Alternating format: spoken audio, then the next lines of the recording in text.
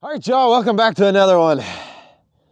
Pretty exciting day for me here, and I wanted to just bring you guys along. So, today I just, well, yesterday actually, but yesterday I just took order of the first new traps that I have bought in about 10 years. So I've been running the same amount of traps and the same kind of traps for over a decade. Never really felt I needed to change up my thing. Several years ago, I did start adding a few different traps to my lineup, and that's my reasoning for spending the money and buying traps this year. Is I've just kind of fallen in love with these new Pro Series traps. So anyway, pretty cool. Figured I'd share with you guys what I got, and then I also, since I have new traps, and this is the first time I've actually had brand spanking new traps, I want to get your guys' opinion. I want to do some little experimentation, if you will. So first things first, I'll show you what I got. Now, y'all, I bought these with my own money. I'll put up a ticket right here. I bought these. These are all Duke traps. You guys have seen over the years. I like using the Duke traps. I think they're a great trap, especially these Pro Series, for a great price too. So yeah, I footed the bill for all this. Nothing was given to me here. Just wanted to clear the air on that. But anyway, so what I got was I ended up getting 2 dozen of the new 450 Pro Series. Okay, so I actually was the first person last year. Bill sent me one of the 450s, and I was the first person to make a catch with the 450 last year. You guys can check that video out from last year. It was a bobcat. I caught it in a blind set, and it was just the last few days of season there. And I really want to use these traps in place of my 1.5s. I'm really excited for them. Just a super beefy trap. So I ended up getting 2 dozen of the 450 Pro Series, the closed jaw ones, since I'm going to use them for coon and small game. I'm going to do a lot of blind setting with these. So very excited about this. This is just a beast of a trap. This thing's going to take a coyote, no problem whatsoever, which happens a lot whenever you blind set. Moving on. So back here, got a full dozen of 650. So I've been running the 650 since they first came out. I think I have about 3 or 4 dozen right now. This is another dozen added. So this right here is my go-to coyote trap right now. I have fallen in love with this trap.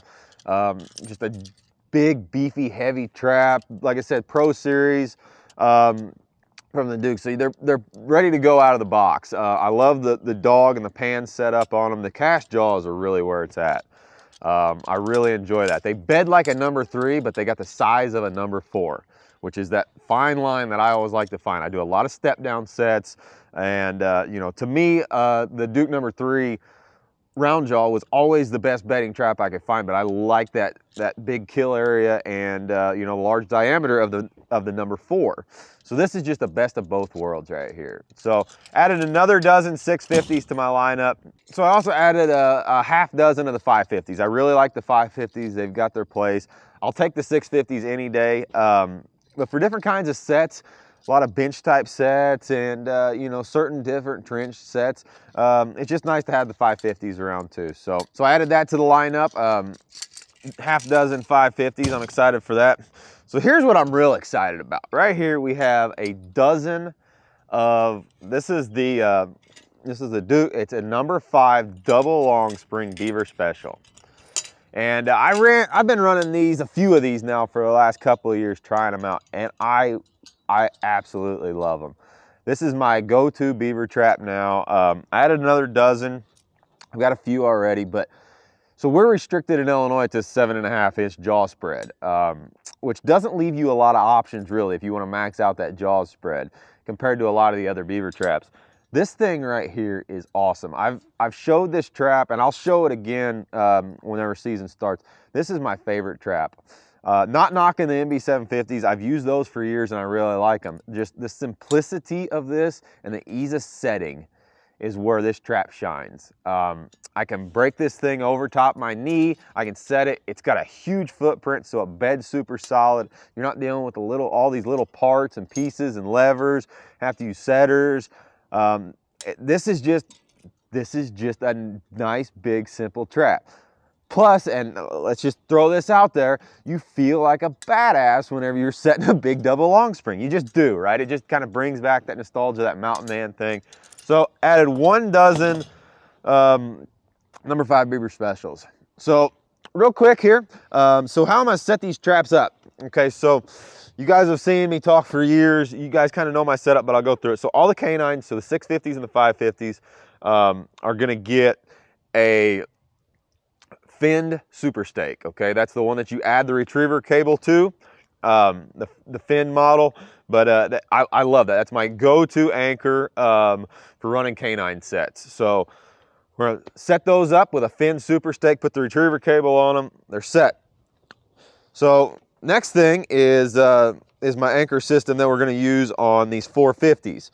So for any of you interested, I came out, I've partnered with North American Trapper.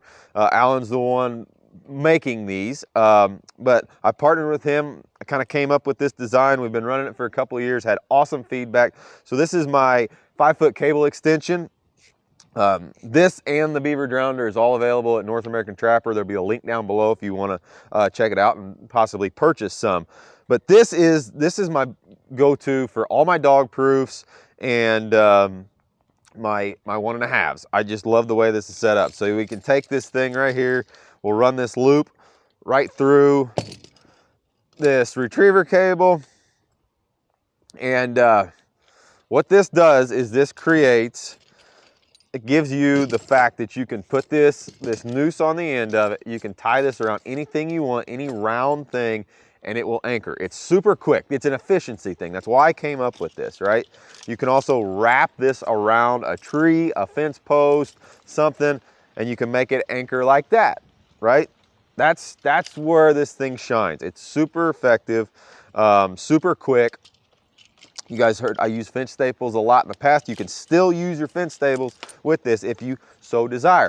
But I like dragging, I like toggling my small game stuff. I like the versatility that it gives me.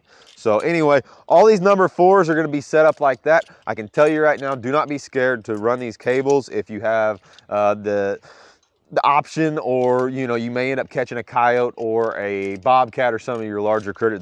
These things will hold up. I've caught bobcats, I've caught coyotes in these.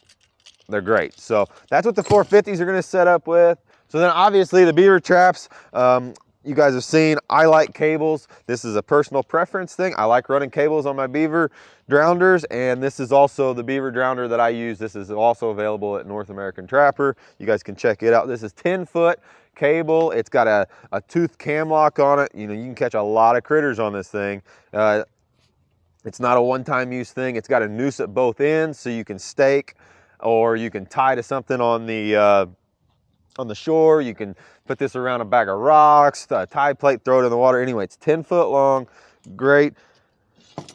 Fits real nice with these number 5s. So like I said, that's my anchoring system for this.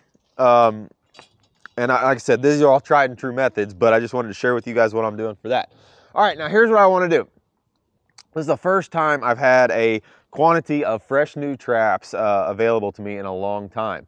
Now, you guys know my method. Generally, I end up doing the walnut dye and then wax. And I've been experimenting over the last couple of years with different things. I know there's a lot of other things out there to use for trap prep.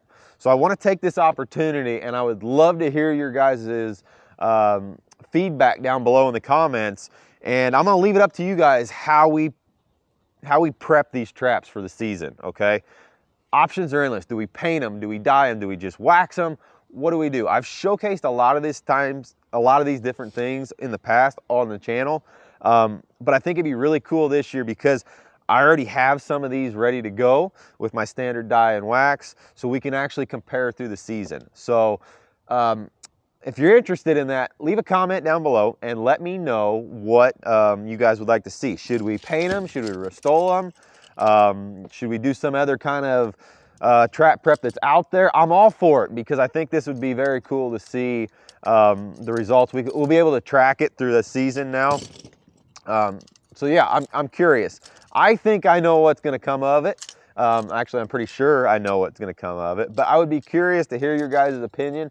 And yeah, we'll pick a few of what you guys think, and we're gonna let these things set out on the trailer. You can see it rained today, so these traps are already starting to flash rust a little bit. I haven't pressure washed them or anything. They've got a little bit of machining oil still on them, but maybe do we just set them in the ground and go with it? That's what I did with the 450 last year. I set it, didn't prep it, set it, and caught the bobcats. So anyway, y'all, that's gonna do it for me today. I just want to come on here and kind of show you what I got. You know, decent little investment here sitting in front of me. So proud to own these new traps. Like I said, I've been running Duke traps for a lot of years now, a lot of years. And these Pro Series traps, I'm telling you, if you're a guy that likes to tinker, get you some 1.5s and beef them up. It's awesome, fun little project to do. But if you want a trap that just you can set, get out of the box and go to the field and set, these Pro Series, whether it be the 450, the 550, 650, or even the 850 if you're allowed, are some awesome traps. So anyway, leave a comment down below. Be curious to hear. But yeah, anyway, look forward to seeing these guys in the ground in a few weeks. All right, y'all, as always, appreciate the view. We'll see you on the next one.